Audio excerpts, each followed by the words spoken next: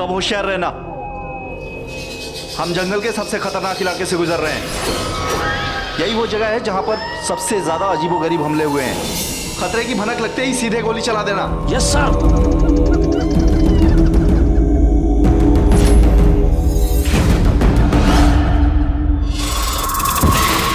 अरे जंगल में इतने बंदर दौड़ क्यों रहे हैं? क्या हो क्या रहा है ये?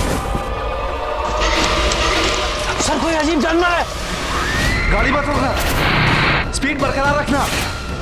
यहां रुकना खतरे से खाली नहीं है। सर ये क्या है? अरे कुछ दिखाई नहीं दे रहा। कुछ दिखाई नहीं दे रहा। नमस्कार, सावधान इंडिया यूपी फाइट्स बैक में मैं पूजा गौर आप सबका स्वागत करती हूँ। उत्तर प्रदेश का तराई इलाका अपनी खूबसूरती के लिए देश भर में प्रसिद्ध रहा है, लेकिन पिछले काफी अरसे से यहाँ के जंगलों से गुजरने वाली सड़क पर कुछ अजीबोगरीब घटनाएं हो रही थी। सादी वर्दी में जीप में सफर कर रहे पुलिसकर्मी भी ऐसी ही एक घटना के शिकार बने थे। उन्हें पिछली कुछ घटनाओं से खतरे का पूरा अंदेशा था, लेकिन सब कुछ इतनी तेजी से हुआ कि उनकी बंदूकें भी किसी काम नहीं आई। इससे पहले कि वो कुछ समझ पाते, बंदर जैसे किसी जानवर ने उन पर हमला बोल दिया और पलक झपकते ही वो गायब भी हो चुके थे। दिन के उजाले में हवा की तरह हमला करके आंधी की तरह गायब होने जैसी हरकतें इंसानों के बस की नहीं थी। तो क्या ये जानवर थे या फिर कुछ और? हालात ऐसे हो गए थे कि यहाँ पर पुलिस कर्मचारी भी सुरक्षित नहीं थे। आखिर क्या राज था इन वारदातों के पीछे? इस सवाल का जवाब फिलहाल किसी के पास नहीं था। इसे समझने के लिए आइए चलते हैं कुछ अरसे पहले, जब इन वारदातों का सिलसिला बस शुरू हुआ था। अरे छुटके, मना किया था ना जंगल के रास्ते से आने में, तो फिर क्या ही रास्ता चुना? शाम से पहले शहर पहुंचेंगे भी कि नहीं मालूम नहीं। इतना सारा पैसा है हमारे पास। भैया चिंता ना करें, जल्दी पहुंच जाएंगे। ऊपर से यहाँ पुलिस का कोई चेक नाका भी नहीं है। साथ में इतने पैसे हैं, किस किस को क्या क्या जवाब देते। हाँ ठीक है, चलो।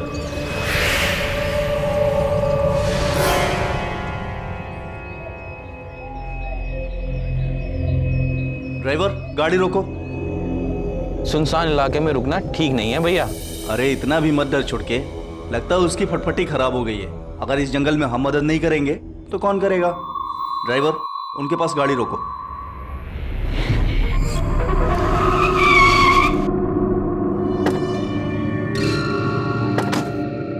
क्या बात है भैया? नमस्कार। नमस्कार। जी मेरा नाम प्रकाश है। इस इलाके का छोटा सा व्यापारी हूँ। पास ही के गांव जा रहा था कि मेरी बाइक ने जवाब दे दिया। अगर आप मुझे अगले गांव तक छोड़ दें तो दिन ढलने से पहले मैं वहां से मैकेनिक का भी इंतजाम कर लूं। बस कुछ 8-10 किलोमीटर की ही बात है। क्या बात है, हम और आप एक ही जमात के हैं। हम भी व्यापारी, आप भी व्यापारी। आइए आपको छोड़ दें। शुक्रिया। मैं बाइक साइड लगा कर आ रहा हूँ। हाँ ठीक है। भाई साहब, ये जंगल का रास्ता सुरक्षित तो है ना? बहुत सुनसान लग रहा है। जी जी बिल्कुल, मैं तो यहाँ अक्सर।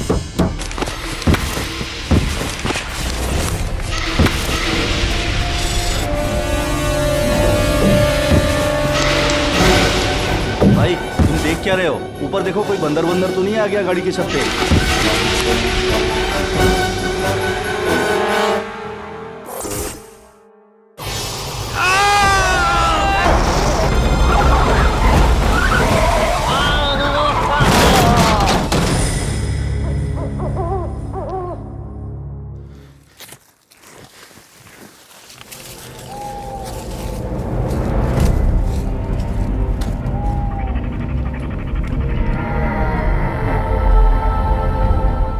हाँ, मैं फॉरेस्ट ऑफिसर दयाल बोल रहा हूँ। मैं रूट नंबर 34 पे कोसी गांव से तकरीबन 7 किलोमीटर अंदर जंगल में हूँ। यहाँ पर एक एक्सीडेंट हुआ है, सीवियर एक्सीडेंट। आप इमीडिएटली पुलिस चौकी को इन्फॉर्म करें और उन्हें एक एम्बुलेंस के साथ भेजिए। Thank you.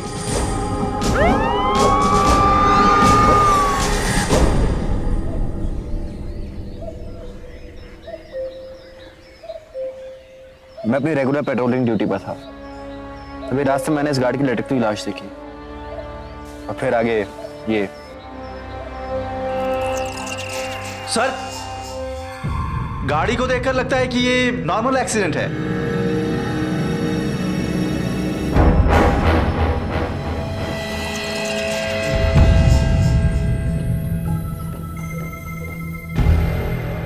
ये गार्ड की लटकी हुई लाश कोई भी सड़क पे एक्सीडेंट तो नहीं लगता ये। जाल जी, ये पंजों के निशान देख रहे हैं? ये किसी जंगली जानवर के पंजों के निशान लगते हैं। आप तो यही हैं जी। क्या लगता है आपको ये किसके निशान हो सकते हैं? सर यहाँ के देखिए ना।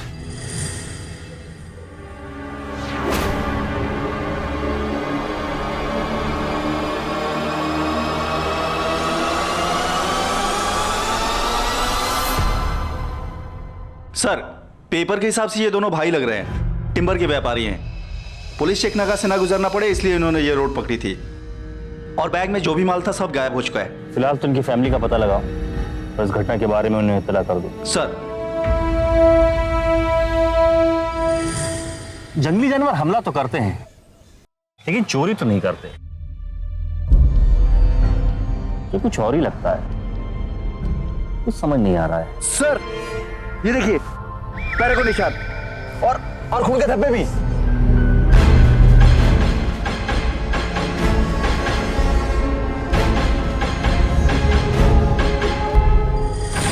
यहां पर आकर के फुटप्रिंट गायब हो गए। ये जरूर हमलावर के निशान होंगे। मारने के बाद लूट लेकर जंगल में भाग गए होंगे। पर सर, एक अकेला आदमी इतना सब कुछ कैसे कर सकता है?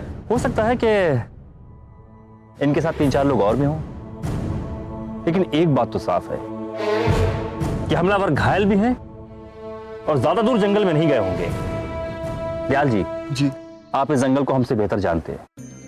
जब तक हम इन हमलावरों को पकड़ नहीं लेते, आप हमारे साथ ही रहिए। Okay sir. शेखर, सर, तुम अपनी एक टीम लेकर जंगल के पीछे के रास्ते की तरफ से जाओ। मैं और दयाल जी आगे की तरफ से जाते हैं। और हाँ, चप्पा चप्पा छाड़ पार, ठीक है? Yes sir. खून के धब्बे और पांव के निशान भी गायब हो गए थे। या तो गाड़ी में फरार हो गए हैं या फिर अभी भी इसी जंगल में है। तुम्हें क्या लगता है? हाँ, हो सकता है ऐसा कि अभी जंगल में ही हो। गाड़ी रोको, गाड़ी रोको, गाड़ी रोको। क्या हुआ सर?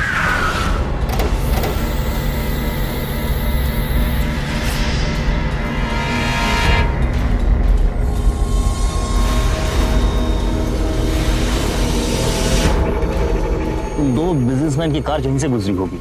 दयाल जी, जहाँ एक्सीडेंट हुआ था वहां पहुंचने का यही एक रास्ता है ना? जी हाँ, लेकिन क्यों? चोर लोगों की यह पुरानी चाल है। गाड़ी खराब हो जाने का बहाना बनाकर निर्दोष लोगों को रोकते हैं, उनसे जान पहचान बढ़ाते हैं, बस सुनसान इलाके में जाकर उन्हें लूट लेते हैं। एनीवे, गाड़ी का नंबर नोट करो और लोकल आरटीओ से पता लगाओ किसी गाड़ी है। 2 टिम्बर व्यापारियों की लूट से शुरू हुआ ये सिलसिला आने वाले वक्त में और भयानक रूप लेने वाला था और पुलिस वालों की नाक में दम करने वाला था। पहाड़ियों के बीच बसा जन्नत का टुकड़ा अचानक से जुर्म की जागीर बनने जा रहा था। देखने में ये किसी जंगली जानवर की हरकतों की तरफ इशारा कर रहा था, लेकिन अगर ये जानवरों का काम होता तो उनके पंजों के निशान जरूर मिलते। यहाँ सबसे अजीब बात भी यही थी कि इनकी हरकतें जानवरों जैसी थी, लेकिन कोई निशान नहीं मिलते थे। इस वक्त पुलिस के पास सिर्फ एक ही सुराग था, झाड़ियों से मिली एक मोटरसाइकिल और एक आदमी के पैरों के निशान। लेकिन इतने पेचीदा मामले के लिए क्या इतना सुराग काफी था?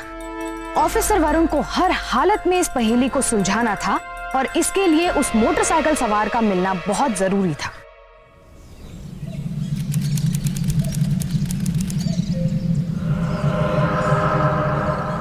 सर, आरटीओ की जानकारी के मुताबिक ये गाड़ी प्रकाश माथुर की है। वो पास के ही कोसी गांव में रहता है और वो लकड़ियों का छोटा मोटा व्यापारी है। अच्छा, हमारे सूत्रों के अनुसार पता चला है कि वो कल रात को गांव के क्लिनिक में गया था मरहम पट्टी कराने के लिए।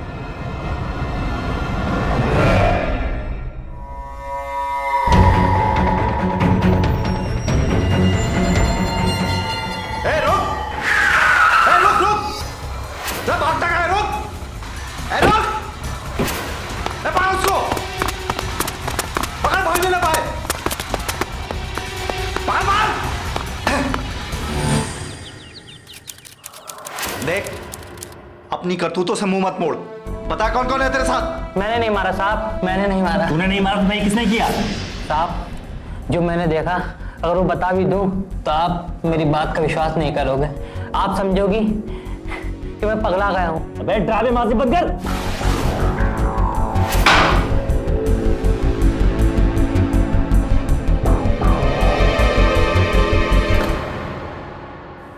ऐसी ऐसी जगह डंडे तोड़ूंगा ना, तेरा उठना बैठना मुश्किल हो जाएगा। सच बता, क्या देखा तूने? साहब मैं अगले गांव जा रहा था, जंगल में मेरी बाइक खराब हो गई। उन दो भले लोगों ने मुझे कार में सवारी दी, फिर अचानक जंगली आवाजें सुनाई दी, मानो बदरों का टोला पगला का चिकन चिल्ली कर रहा हो। पूरे जंगल में पल में ही मौत का तांडव होने लगा। अबे भूमिका बांधना बंद कर और बता तूने क्या देखा? थे कौन वो लोग? साहब वो कोई लोग नहीं थे, पता नहीं बंदर थे, दानव थे या कुछ और। आदमी नहीं हो सकते साहब। अचानक कुछ कार की छत पर कूदा और गार्ड ने खिड़की से मुंडी निकाली, लटका दिया साहब, बीच जंगल में लटका दिया। तभी कार की शीशे पर कुछ लगा, शीशा टूटा नहीं, आगे कुछ दिखाई नहीं दिया, तभी एक्सीडेंट हुआ। मैं डर गया था साहब, कहीं वो जानवर मुझ पे दोबारा हमला ना कर दे, इसलिए मैं भाग गया। अपनी बाइक लेने की भी हिम्मत नहीं हुई मेरी। यही सच है साहब, यही सच है। शक और सबूतों के आधार पर ऑफिसर वरुण ने प्रकाश को गिरफ्तार कर लिया था, लेकिन उससे भी कुछ खास मदद नहीं मिल पाई। उसका तो कहना था कि वो खुद ही उन शिकारियों का शिकार है। तो उसने पुलिस को जो कुछ भी बताया था उसके मुताबिक ये कोई बंदरों जैसा गैंग है जो पेड़ों से कूदते हुए आता है और आसमान से ही वार करता है। तो क्या ये बंदर ही थे जो इंसानों को अपना शिकार बना रहे थे, या फिर कोई और ही किस्म के जानवर जिसके बारे में इंसानों को अब तक कोई जानकारी नहीं थी? ऑफिसर वरुण की उलझन अब और बढ़ गई थी। क्या लगता है तुम्हें? सर मुझे कुछ समझ में नहीं आ रहा है, अब क्या करें? वो तो अजीब सी ही कथा सुना रहा है। अभी से जाने दो, मुझे नहीं लगता कि इसने कुछ किया है, फिर भी नजर रखो इस पे। डरा हुआ है बहुत, मगर किससे? सर मुझे ध्यान आ रहा है, इस तरीके की ये तीसरी घटना है। क्या मतलब? सर आपके ट्रांसफर होके आने के कुछ महीने पहले उसी इलाके में कुछ अजीबोगरीब घटनाएं घटी थी। दोनों एक्सीडेंट हुए थे, कोई भी गवाह नहीं बचा। अच्छा, ऐसा लगा कि कार ड्राइवर ने मोड़ पे अपना कंट्रोल खो दिया और ये एक्सीडेंट हो गए। और हर बार उनका सामान गायब था और हर बार बोनट पे उसी तरह के जंगली जानवर के निशान पाए गए। शेखर जी सब इत्तेफाक नहीं लगता। सर आप ये कह रहे हैं कि जंगली जानवर से ये कोई अटैक करवा रहा है? हो सकता है, मतलब कि पहले जंगली जानवर से हमला कराया गया हो, बाद में पीछे से आकर कोई उन्हें लूट करके चला गया हो। थोड़ा अनरियलिस्टिक थ्योरी है, लेकिन हो सकता है शेखर। पर सर ये जंगल उत्तर प्रदेश से उत्तरांचल तक सैकड़ों किलोमीटर में फैला हुआ है। कैसे पता करेंगे कि कौन सा जानवर अटैक कर रहा है, कौन उससे ये सब करवा रहा है? शेखर एक काम करो, हम लोग फॉरेस्ट ऑफिसर दयाल जी से मिलते हैं।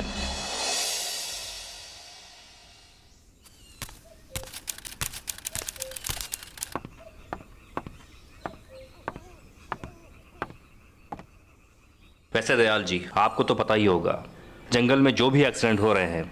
एसपी साहब, ये जंगली जानवर का अटैक और चोरी होने की खबरों से तो मैं भी वाकिफ हूं। हाँ, अगर आप लोग चाहे तो हम पता लगाने के लिए हाका करा सकते हैं। हाका? जी हाँ, हाका। दरअसल काफी बार जंगली जानवर या बंदरों के गुट अपने जंगली इलाकों से बाहर निकलकर गांव की ओर आ जाते हैं और फिर आसपास के गांव वालों या रास्ते से गुजरने वाले मुसाफिरों का जीना दुश्वार कर देते हैं। उन्हें यहाँ से खदेड़ने के लिए पुराने कबीलाई तरीके को ही हाका कहते हैं। इसमें लोग ढोल बजाते हैं, नगाड़े बजाते हैं, तुरही बजाते हैं और इन सब की आवाज़ों से बेचैन होकर जंगली जानवर जंगलों की तरफ भागते हैं या फिर सामने आते हैं। भाग गए तो ठीक है, और सामने आ गए तो? डोंट वरी सर, इसलिए हम लोग हमेशा अपने साथ में ट्रैंक्विलाइजर गन्स रखते हैं। गोली लगते ही बड़े से बड़ा हाथी भी चुटकियों में बेहोश हो जाता है। मैं आज ही अपने आदमियों को कहकर यहाँ के लोकल कबीले वालों को बुला लेता हूँ और हाका शुरू करवा देता हूँ। लेट्स होप कि वो सामने आ जाए, नहीं तो पता नहीं कितने लोगों की जाने जाएंगे।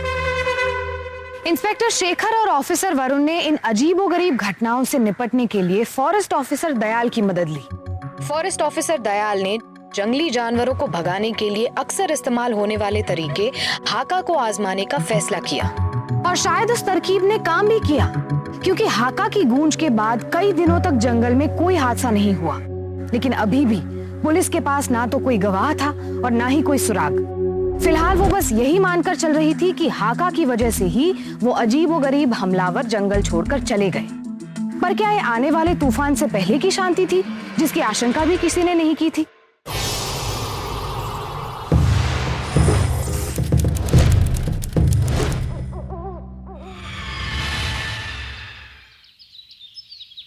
जैन सर। जैन, ये एक्सीडेंट भी जंगल के उसी इलाके में हुआ है जहां पर पिछला एक्सीडेंट हुआ था। ये उसके फोटोग्राफ्स हैं और ये है उसकी रिपोर्ट। सामान चोरी करके सिर्फ मारा नहीं गया है, हमने जो हाका किया था, ये उसका जवाब है, एक वार्निंग। वार्निंग? वार्निंग कैसे सर? कि अगर हमने तहकीकात करना बंद नहीं किया तो हमारा भी यही हाल होगा। अब जो बंदर हैं या आदमी हो या कोई आदमखोर, इस चेतावनी का जवाब तो देना ही होगा, उन्हें पकड़ना ही होगा। लेकिन सर हम इन लोगों को पकड़ेंगे कैसे? हमें तो ये भी नहीं पता कि ये लोग दिखते कैसे हैं, कौन है, कितने हैं। शेखर, एक काम करो, सर। आसपास के जितने भी गांव कस्बे हैं, वहां के हर सुनार की दुकान और हर कबाड़ी की दुकान पर अपने आदमी फैला दो जी। और हर लेन देन पर नजर रखो। Okay sir. दयाल जी, जी। आप फॉरेस्ट डिपार्टमेंट की हाई कमान से ट्रेंड पुलिस डॉग जल्दी मंगवाइए। अगला वार करने का उन्हें मौका नहीं देंगे, क्योंकि अगला वार हम करेंगे।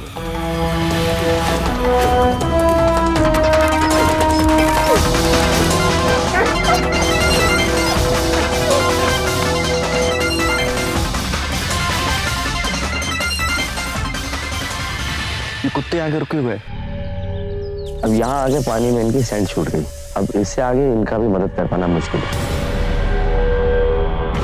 वापस चलो।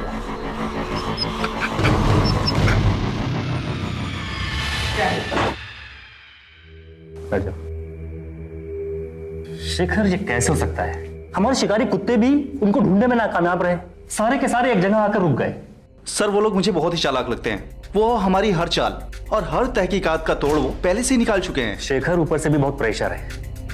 अथॉरिटी को जल्द से जल्द इसका रिजल्ट चाहिए और हम यहाँ अंधेरे में हाथ मार रहे हैं। कैसे पकड़ेंगे हम उन्हें? सर पकड़े जाएंगे, हमने उस इलाके की पेट्रोलिंग बढ़ा दी है। शेखर, एक काम करो, अपनी पेट्रोलिंग बंद करो। मतलब? मैं कुछ समझा नहीं सर। शेखर, हमारे आदमी पुलिस की वर्दी में पुलिस की गाड़ी के साथ पेट्रोलिंग कर रहे हैं, तो वो हम पर अटैक क्यों करेंगे? वो इंसान हो या जानवर, लेकिन है तो चोर ही। जब तक हम उन्हें चोरी करने का मौका नहीं देंगे तब तक वो हमारे सामने क्यों आएंगे? तो सर क्या करें?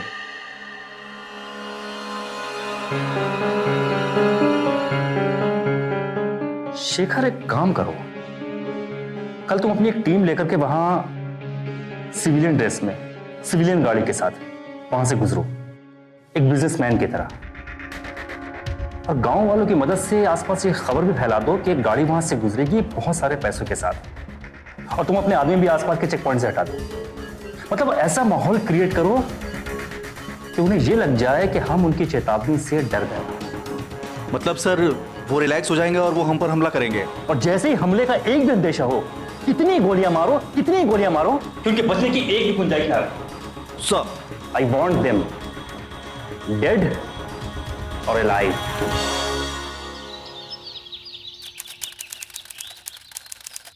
Shekhar, yes sir. तुम सब लोग बहुत चौकन्ने रहना। दुश्मन कब, कहां और कैसे हमला करेगा कोई नहीं जानता। खतरे की पहली घंटी पर तुम मुझे रेडियो करोगे। Yes sir. मैं अपनी पूरी टीम के साथ वहां पहुंच जाऊंगा। वैसे हमने पूरी तैयारी कर ली है, आपकी जरूरत नहीं पड़ेगी sir. Shekhar, don't be a hero. Yes sir. Okay, yes sir. All the best. Thank you sir. Ready? Yes sir. चलो।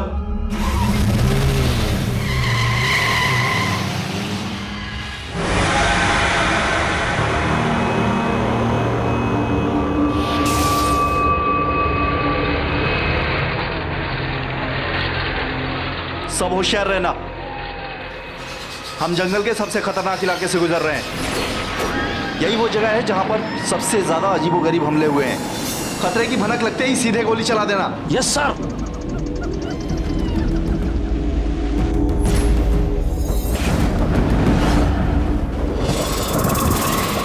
अरे जंगल में इतने बंदर दौड़ क्यों रहे हैं? क्या हो क्या रहा है?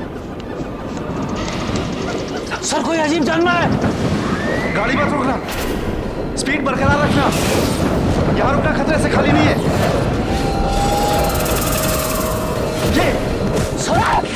ये क्या है? अरे कुछ ऐड कुछ दिखाई नहीं दे रहा, कुछ दिखाई नहीं दे रहा।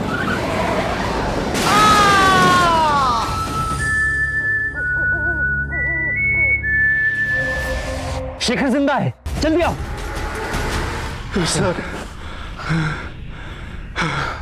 शेखर, भगवान का शुक्र है कि तुम बच गए। लेकिन हुआ क्या? सर, हम प्लान के मुताबिक जा रहे थे, फिर कुछ आवाजें सुनाई दी, फिर एक साया कार की तरफ लपका। जिस तरीके से वो साया हमारी कार पे लपका, इंसान तो नहीं हो सकता, जानवर, शायद बंदर हमारी कार पे लपके। सर, अचानक हमारी विंडस्क्रीन पे खूब सारे मिट्टी लग गई और गाड़ी सीधी पेड़ से टकरा गई। सर, बाकियों का क्या हुआ? बाकी सब मारे गए शेखर। सर, इतना अचानक हुआ हर चीज कि मैं किसी को नहीं बचा पाया। कांस्टेबल, पानी दीजिए, पानी दीजिए।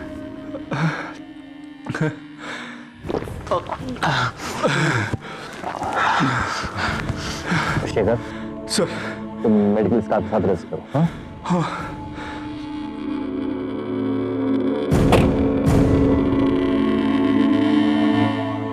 आई एम सॉरी सर, आपकी पूरी की पूरी टीम को अंदर इन ने, पर थैंक गॉड शेखर जी बच गए। क्या सोच रहे हैं सर? यही कि अब तक मैं जंगल के बाहर रहकर उन जंगली दरिंदों का शिकार करने की कोशिश कर रहा हूं।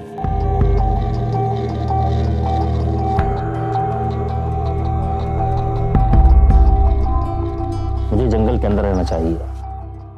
दयाल जी, जी ये फॉरेस्ट डिपार्टमेंट में कोई ऑफिस या कोई केबिन जंगल के अंदर है? जी हाँ, एक पुराना आउट हाउस है, काफी अरसे से खाली पड़ा है। मगर आप ये क्यों पूछ रहे हैं सर? हमलावर धावा बोलकर हवा की तरह कहीं जंगल में खो जाते हैं। इन्हें पकड़ने के लिए मुझे जंगल को नजदीक से जानना होगा, पहचानना होगा, और ये काम मैं किसी पुलिस चौकी से नहीं कर सकता।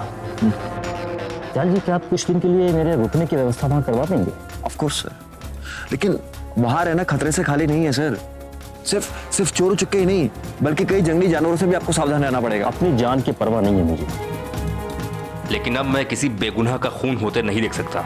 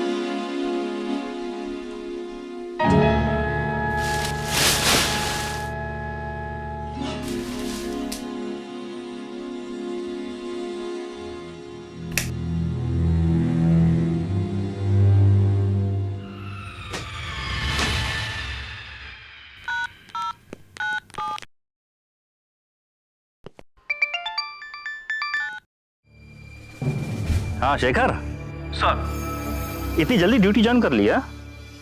थोड़ा रेस्ट कर लेते हैं। नहीं सर, अब जब तक उन जानवरों को पकड़ न लूं तब तक कोई आराम नहीं मिलेगा। लेकिन सर, आप अचानक उस बीहड़ में रहने चले गए। सर, 2-4 कांस्टेबल साथ रख लेते। नहीं शेखर, मैं नहीं चाहता कि जंगल में पुलिस आए और उनका आना जाना देखकर ये लोग पहले से ही सतर्क हो जाए। मैं दबे पाँव इनकी जांच पड़ताल करता हूँ। कुछ खबर मिली तो फोन करूंगा, ठीक है? ओके सर, जय हिंद।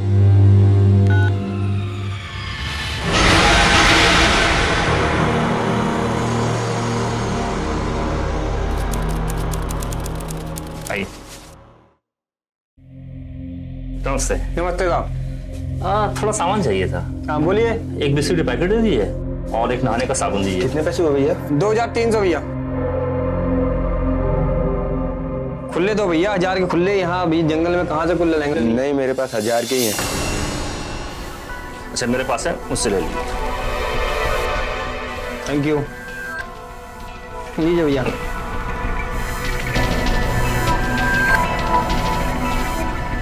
अच्छा भैया एक बात बताइए, ये जो साइकिल वाला आदमी है जिसके पास इतने नोट थे, यही रहता है? नहीं सर, शादी का सामान वामान लेके गया हुआ है।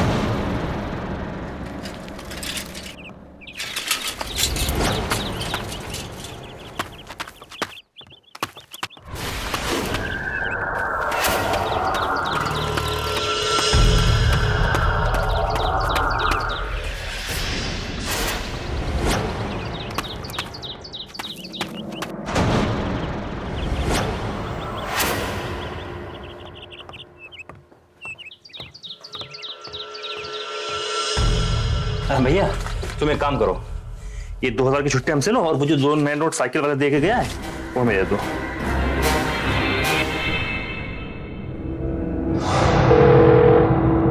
Hello. Hello Shekhar. Sir. Shekhar मैं अभी 2 कदम चलकर जरा बाहर आया था। यहाँ जंगल में एक आदमी ने एक दुकानदार को 1000 की गड्डी के 3 नए नोट देकर सामान खरीदा है।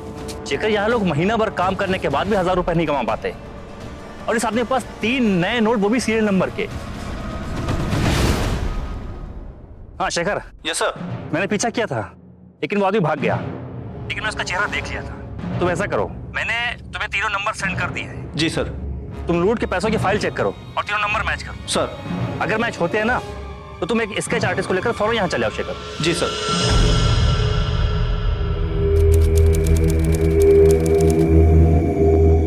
सर ये धीरज है, स्केच आर्टिस्ट। बैठिए। सर आपका शक सही था, वो जो बिजनेसमैन वाले कार में जो पैसे गायब हुए थे, ये 3000 के नोट उन्हीं गड्डियों में से हैं। शेखर उस आदमी के पास नोटों की बड़ी गड्डी थी, इसका मतलब साफ है कि वो सब जंगली लुटेरे हैं। ऐसा करो कि जब तक स्केच नहीं बनता तब तक आसपास के जितने भी किराना मर्चेंट है ना, ये सर, सबको खबर करो कि अगर कोई भी आदमी भारी मात्रा में सामान खरीदता है तो सबसे पहले जानकारी पुलिस को देगा। Yes sir. ठीक है? Yes sir.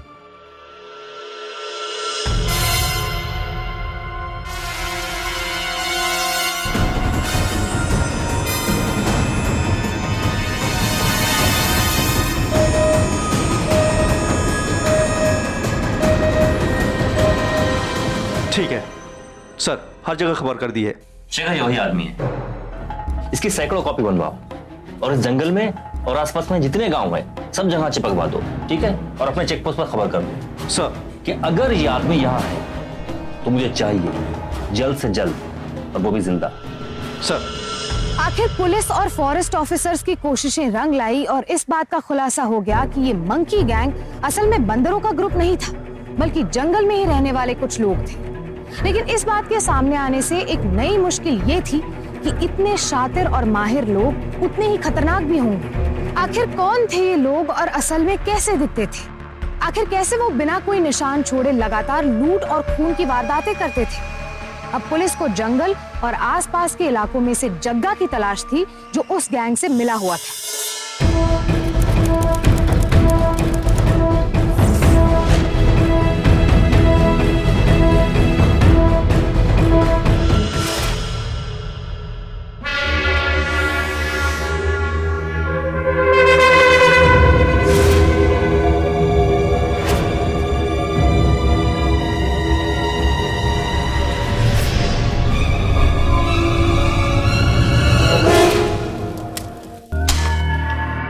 की ओली जला चुका है, अब क्या हम सबको भी जलाएगा? हाँ समझ नहीं आता तुझे? क्या है ये? तेरा हमारे साथ काम करना ठीक नहीं है।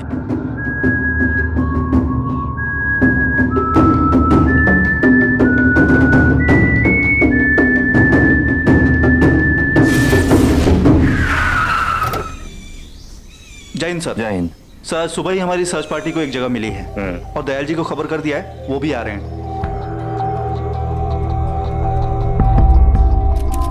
संभल के आइएगा सर।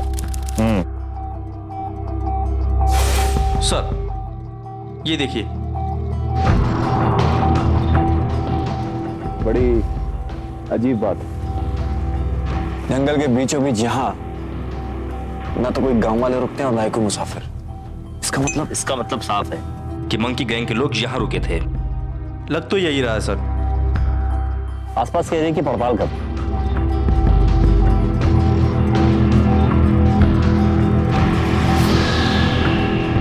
आइए सर। सर रुकिए, आगे मत बढ़िएगा। शिकारियों की तरह जाल बिछाकर गए कमीने। Trip fire. ये देखिए,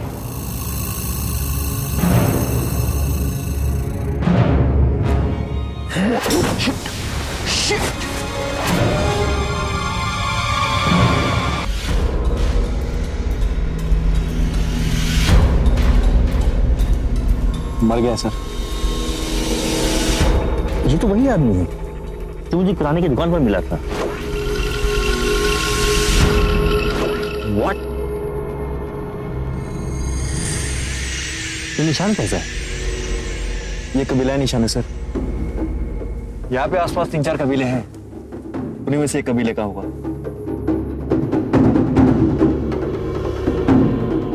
तुम लोग लाश को पोस्टमार्टम के लिए लेके जाओ। दयाल जी। जी विषय खान। सर, हम लोग यहाँ आसपास के एरिया की जांच पड़ताल करते हैं।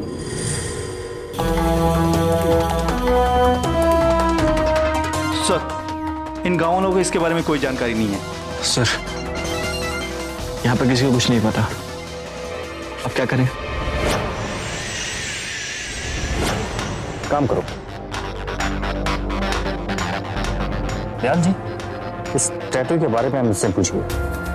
देखो कुछ जानते हैं लोग? Okay sir. सुन भाई, ये निशान पहचानते हो? हाँ, इसके बारे में पता है मुझे। इस साइड अच्छा आइडिया था सर। वो आदमी निशान देखते तुरंत ही पहचान गया।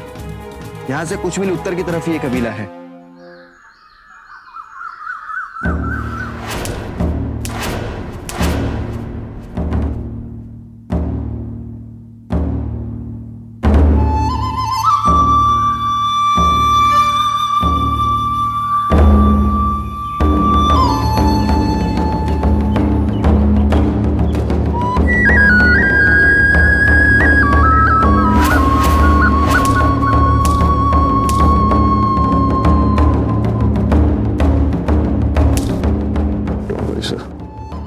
वैसे वो अपना अभ्यास कर रहे हैं।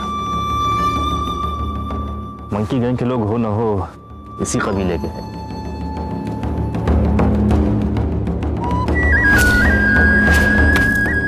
ये अद्भुत कलाएं इस कबीले की 200 साल से भी ज्यादा पुरानी कला है। पूरे कबीले में से बहुत ही गिने चुने लोगों को ये कलाएं सिखाई जाती हैं, ताकि जरूरत पड़ने पर वो इन सबकी मदद से अपने कबीले की रक्षा कर सके, न्याय कर सके, शांति स्थापित कर सके। एक बात तो साफ है सर, मुझे ऐसा लगता है कि ये हजांग जी उन्हें जरूर जानते होंगे। हमें मदद मिलेगी सर, हमें मदद मिलेगी।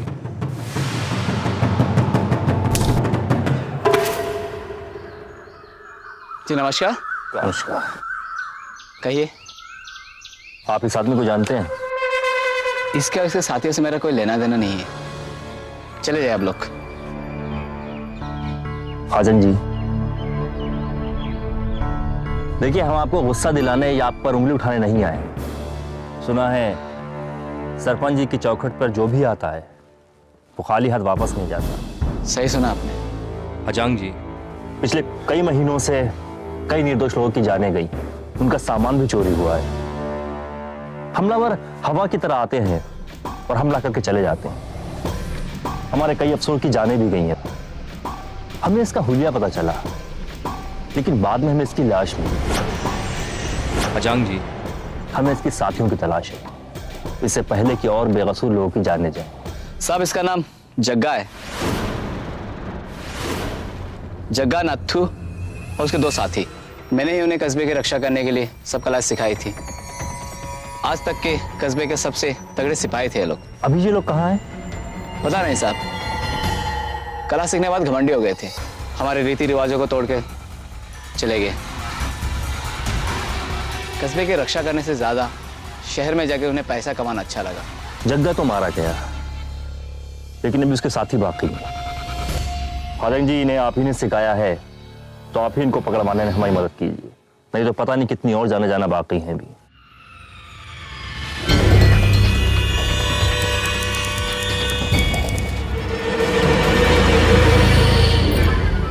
अजांग जी, इन सब जगहों पर सबसे ज्यादा हमले हुए, लेकिन आखिरी निशान हमें इस जगह पर मिले और यहीं जग्गा की लाश भी।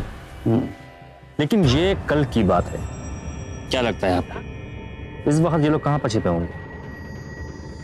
सारे हमले इस रास्ते के इर्द गिर्द ही हुए हैं। रास्ते के दाएं तरफ जंगल कम और पहाड़ियां ज्यादा है, और इसीलिए वो लोग रास्ते के बाएं तरफ आनी चाहिए। जंगल बड़ा है, पर उन्हें रहने के लिए कोई गुफा और पानी चाहिए। ये रही नदी, मेरे ख्याल से वो नदी के आसपास के इलाकों में मिलेंगी।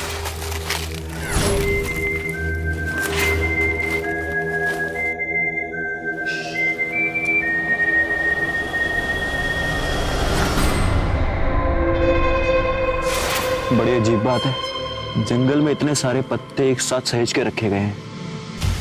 कुछ सही नहीं है आजान जी, चलिए देखते हैं।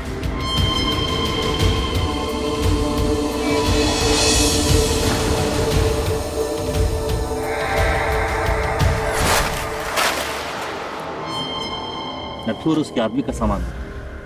हम उनके काफी नजदीक हैं। हाँ, होशियार रहना पड़ेगा। सही कह रहे हैं आप। चलिए आजान जी।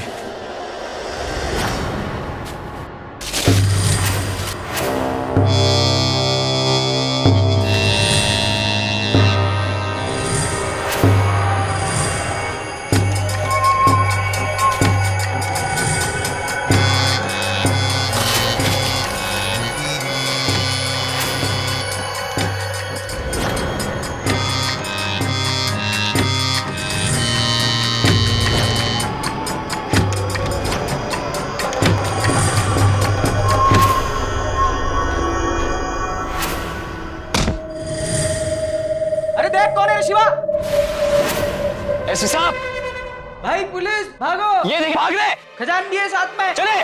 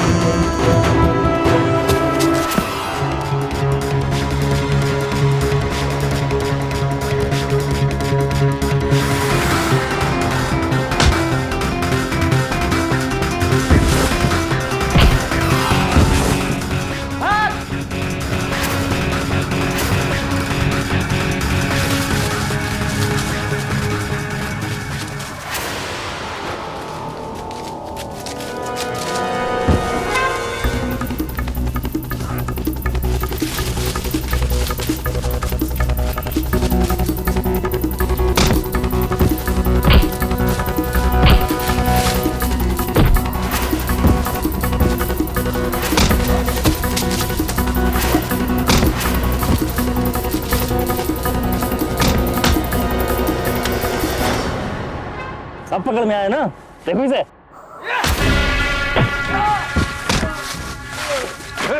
हिला नहीं अजान जी, एक और बचा हुआ है, इसे पकड़ में से बांट।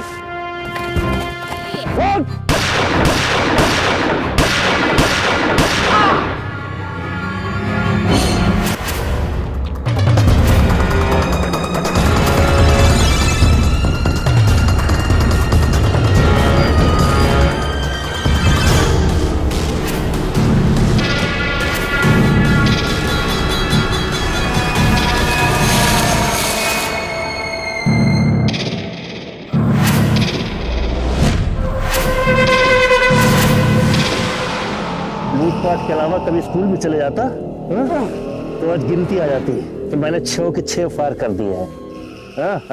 हिलना नहीं।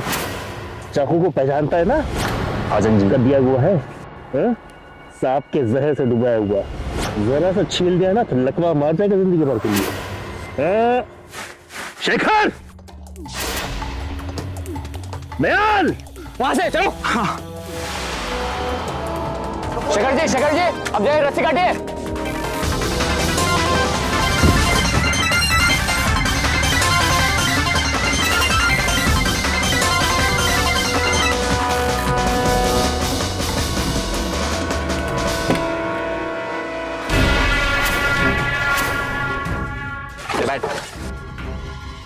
ले जाओ इन बंदरों को चिड़ियाघर में, अब वहीं कलाबाजियां खाते रहना।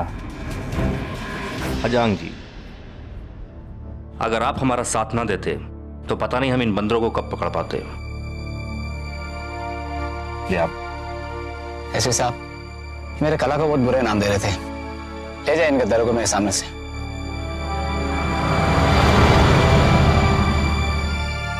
अपने इलाके और लोगों की सुरक्षा के लिए सिखाई गई कला का गलत इस्तेमाल करके नत्थू और उसके साथियों ने अपने समुदाय को भी शर्मिंदा किया था। इन्होंने अपनी लालच और फायदे के लिए न सिर्फ डकैतियां की थी, बल्कि कई बेगुनाह लोगों को मौत के घाट उतारा था। एसपी वरुण, ऑफिसर दयाल और हजांग की मदद से मंकी गैंग के नत्थू और उसके साथियों को आखिर पुलिस ने गिरफ्तार कर ही लिया। मंकी गैंग के हर एक सदस्य को आर्म्ड डकैती और हत्याओं के आरोप में आईपीसी की धारा 392, रॉबरी के लिए आईपीसी की धारा 396, डकैती, हत्याएं और गैंग बनाकर डकैती डालने के लिए आईपीसी की धारा 400 के तहत बामशक्कत उम्र कैद की सजा सुनाई गई। इस पूरे ऑपरेशन में कई बहादुर पुलिस कर्मियों ने अपनी जान की बाजी तक लगा दी। सरकार की तरफ से उन जाबाज पुलिस कर्मियों को मरणोपरांत सम्मान और उनके परिवार को खास सुविधाएं मिली। फिर होगी आपसे मुलाकात जुर्म से जंग की सच्ची घटना के साथ। तब तक सावधान इंडिया, यूपी फाइट्स बैक। जुर्म से जंग जारी है, अब यूपी की बारी है। तो सावधान